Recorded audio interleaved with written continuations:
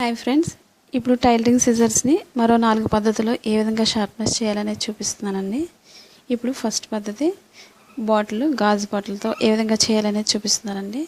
రెండవ పద్ధతి సూది, దబ్లం సూది అంటారు కదండి, ఆ సూది, దీంతో కూడా షార్ప్నెస్ చేయొచ్చు. మూడవ పద్ధతి ఫాయిల్ పేపర్, దీంతో కూడా షార్ప్నెస్ చేసుకోవచ్చు. ఇప్పుడు నాలుగవ పద్ధతి పప్పు రుబ్బుకునే గ్రైండర్, రోజు మన ఇంట్లో వాడుకునే నిత్యం ఉండే వస్తువుతో మనం ఏ విధంగా షార్ప్నెస్ చేయాలని చూపిస్తున్నానండి. ఇప్పుడు మనం పప్పు రుబ్బుకునే రాయితో మనం ఈ విధంగా ఇక్కడ మనం షార్ప్ చేసుకోవాలి, ఈ సైడ్న.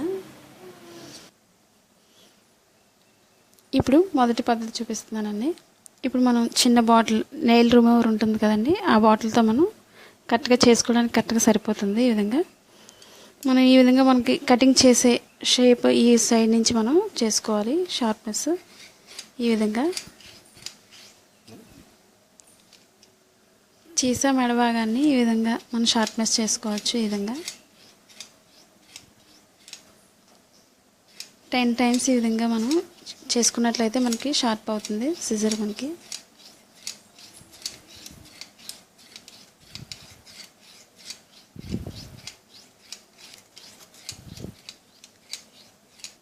ఇప్పుడు మనకి క్లాత్ ఏ విధంగా కట్ అవుతుందో ఈ విధంగా చూసుకొని ఈ విధంగా చూసుకోవాలి. మనం ఈ విధంగా సూదితో మనం ఈ విధంగా షార్ప్నెస్ చేసుకోవాలి.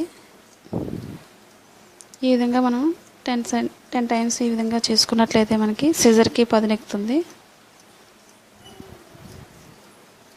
మనకి ఎక్కడైతే కటింగ్ చేస్తున్నామో ఆ సైడ్ మనం ఈ విధంగా షార్ప్నెస్ చేసుకోవాలి.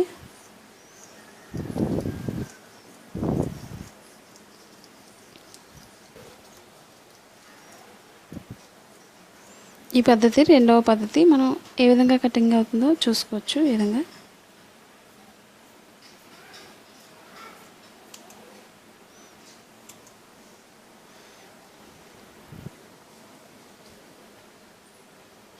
ఇప్పుడు మూడవ పద్ధతి ఫాయిల్ పేపర్తో మనం ఈ విధంగా దగ్గరికి ఫోల్డింగ్ చేసుకోవాలి. ఈ విధంగా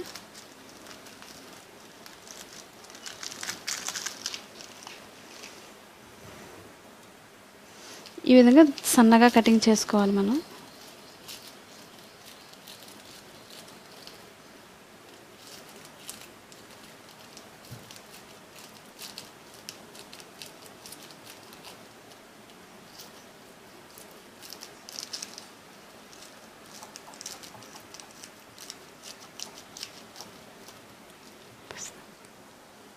ఈ విధంగా మనం చిన్నగా ఇవన్నీ కూడా కటింగ్ చేసుకున్నట్లయితే మనకి సిజర్కి పదునెక్కుతుంది. ఈ విధంగా